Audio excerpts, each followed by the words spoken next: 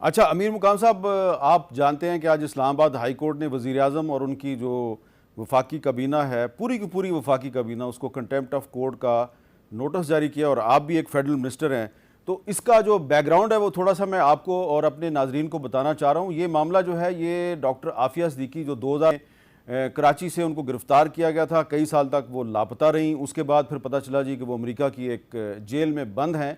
तो ये मामला है जिस पे कि इस्लामाबाद हाई कोर्ट में एक केस चल रहा है कि जी जो डॉक्टर आफिया सिद्दीकी हैं उनकी रिहाई के लिए अमरीकी अदालत में उनके वकील ने एक केस फाइल करना है। उसके लिए उसको हुकूमत पाकिस्तान की तरफ से एक स्टेटमेंट चाहिए कि हुकूमत पाकिस्तान जो है उसको ये केस दायर होने पर कोई एतराज़ नहीं है। तो उसके लिए एक केस फाइल किया गया है जिस पे कि हुकूमत जो है उसने उस केस को रुकवाने की कोशिश की। तो ये जो मामला है, ये मामला जब मुस्लिम लीग नून अपोजिशन में थी तो क्या कहा करती थी आफिया सिद्दीकी साहब के बारे में, उनका क्या मौक़िफ़ था, ज़रा सुनिए।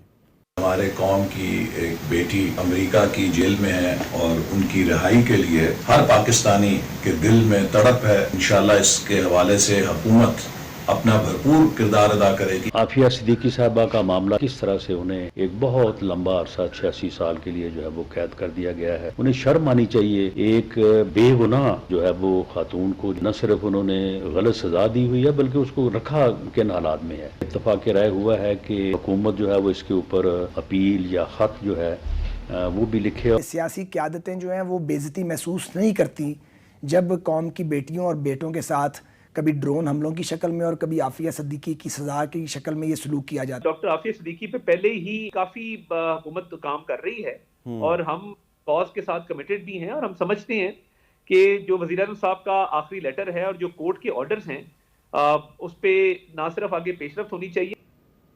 तो मुस्लिम लीग नून की जो हुकूमत है उसने कोई पिछले दिनों ख़त भी लिखा है और हुकूमती ज़राए दावा करते हैं कि इस सिलसिले में कोशिश भी जारी है।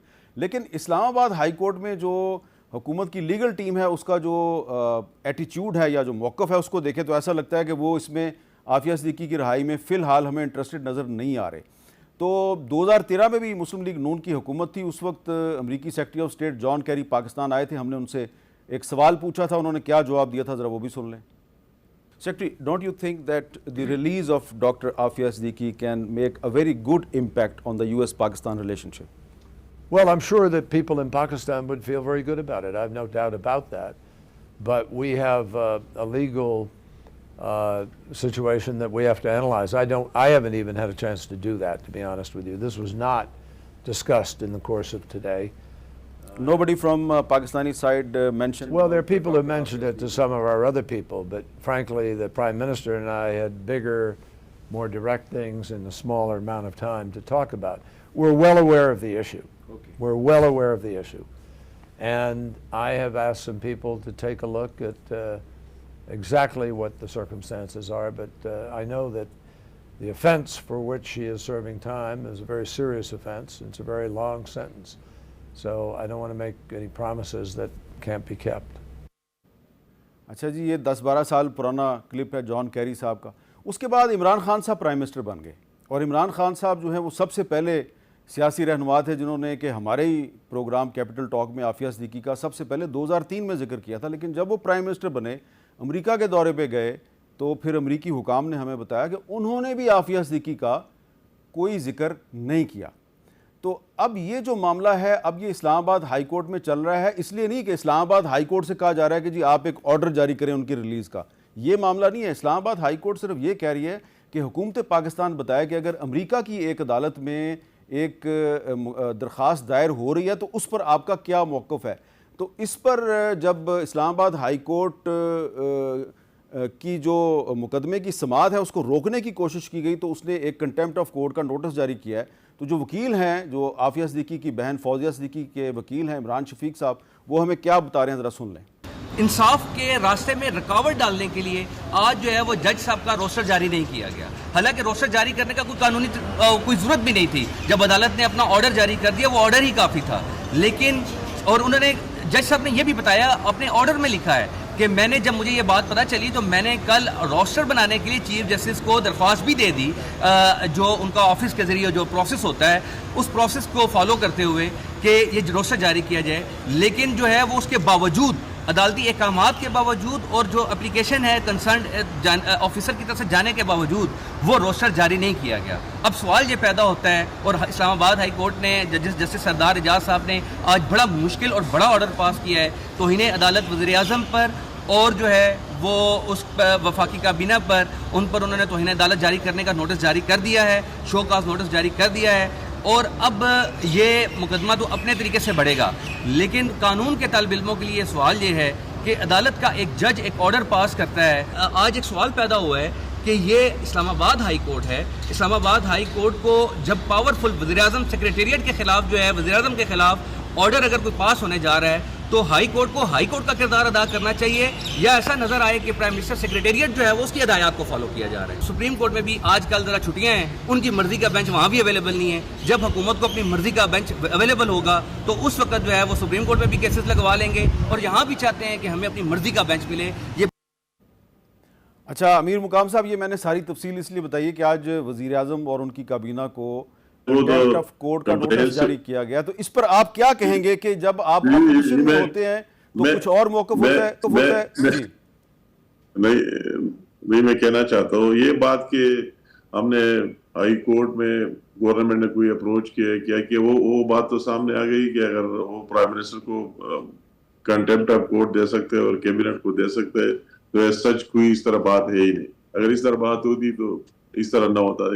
ये नंबर वन। दूसरी बात यह कि बिल्कुल अगर कोई हमारी लीगल टीम से कोताही हुई हो और उनको मुतमईन नहीं किया होगा तो दोबारा वो पेश होंगे। जिस तरह मैंने एक क्लिप तारड़ साहब का भी सुन लिया कि प्राइम मिनिस्टर ने खत भी लिए और इसमें हम कमिटेड है। अगर हम गवर्नमेंट में या पोजीशन में थे, हमारा स्टांस आफिया सिद्दीकी के बारे एक है, तो वही चीज उसको नेक्स्ट पीसी में दिखाया गया कि हमारे ये एफर्ट्स है। हमने लेटर भी लिखा है, फिर जरूरत पर फिर भी लिखेंगे। वही जो वो डिमांड कर रहे हैं वो बात तो सामने आ गई। तो सच इस तरह कोई बात नहीं कि हम पर दबाव है कि आप इसकी बात ही नहीं। हमने वो उनकी बात सुनी, उनका अपना एक स्टांस है आफिया सिद्दीकी के बारे, मगर हमारी पूरी पाकिस्तानी कौम का अपना एक स्टांस है। तो वो अपनी बात करे, हम अपनी बात करते रहेंगे और उन तक अपनी आवाज भी पहुंचाएंगे और लेटर भी लिखेंगे और जो भी करना हो तो इंशाअल्लाह ताला वो भी करेंगे। और कोर्ट को भी मुतमईन करेंगे कि हम इस तरह सोए हुए नहीं है, हम अभी तक ये काम कर दिया। तो इसका मतलब है कि ये जो आज इस्लामाबाद हाई कोर्ट में जस्टिस सरदार एजाज इसहाक की अदालत में जो हुकूमत की लीगल टीम ने जो मौक़िफ़ इख्तियार किया, आप उससे इत्तफाक नहीं करते? नहीं, मैं कहता हूँ कि हो सकता है कि उनके साथ वही पूरी रिकॉर्ड या कोई चीज में कमी हुई होगी, इस तरह बात हुई होगी, तो नेक्स्ट पीसी में वो सारी चीजें क्लियर हो जाएंगी। अच्छा, ये अच्छी बात है कि आप ये कह रहे हैं जी कि आप अदालत की गलतफहमी दूर करने की कोशिश करेंगे और आप अदालत का एहतराम करते हैं। ये बड़ी अच्छी बात है आप जो कह रहे हैं, लेकिन मैं कुछ और भी लोग जो हैं उनकी भी जो कंसर्न्स हैं उनको भी एड्रेस करना चाहता हूँ। अभी तक पाकिस्तान में कुछ लोग जो हैं वो ये समझते हैं कि डॉक्टर आफिया सिद्दीकी जो पाकिस्तानी शहरी नहीं है। काफ़ी अरसा पहले, अब तो उनकी वालदा ज़िंदा नहीं है, लेकिन जब उनकी वालदा ज़िंदा थी तो उन्होंने हमें डॉक्टर आफिया सिद्दीकी के पाकिस्तानी पासपोर्ट दिखाए थे जिन पर कि वो अमेरिका का वीज़ा लेके अमेरिका गई थी और फिर वो अमेरिका से वापस आई, खुद रज़ाकराना तौर पे वापस आई थी, उनको निकाला नहीं गया था। तो ज़रा वो भी एक मैं क्लिप आपको दिखाना चाहता हूँ। क्या आपके पास अपनी बेटी के पाकिस्तानी शहरी होने का कोई सबूत है, उसका पाकिस्तानी पासपोर्ट है? और क्या आप ये भी बताना पसंद फरमाएंगी कि कहीं डॉक्टर आफिया सिद्दीकी के पास डबल पासपोर्ट तो नहीं है, पाकिस्तानी पासपोर्ट भी और अमेरिकी पासपोर्ट भी? ये उसका एक पासपोर्ट है, मेरे पास 3 पासपोर्ट हैं उसके जी। ये हैं, तीनों पाकिस्तानी हैं, आप देख लीजिए। ये तीनों पाकिस्तानी पासपोर्ट, ये उसके ऊपर अगर वो पाकिस्तानी नेशनल ना होती तो वीज़ा अमेरिका क्यों इस पासपोर्ट पे लगाता। मेरे भाई बात दरअसल ये सब देखिए, ये सब पाकिस्तानी पासपोर्ट है। अगर डबल पासपोर्ट है तो गिव मी द, मुझे पासपोर्ट दें। ये तो हमारे बड़े फेवर की बात है। अगर वो अमेरिकन नेशनल है तो ये मुकदमा ख़त्म, 4 घंटे में वो रिहा करते हैं उसको।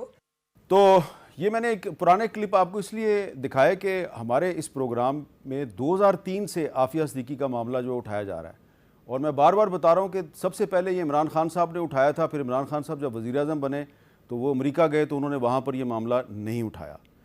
तो अभी तक डॉक्टर आफिया सिद्दीकी जो हैं उनका मामला जो है वो किसी पार लगता हुआ नज़र नहीं आ रहा, हल होता हुआ नज़र नहीं आ रहा। तो इसलिए हमने, क्योंकि पहले भी कई दफ़ा ये मामला उठाया, इसलिए दोबारा, क्योंकि आज इस्लामाबाद हाई कोर्ट में ये ज़ेर बहस आया, इसलिए हमने थोड़ा सा इसका तफसीली ज़िक्र किया है। तो अमीर मुकाम साहब, आपका बहुत बहुत शुक्रिया।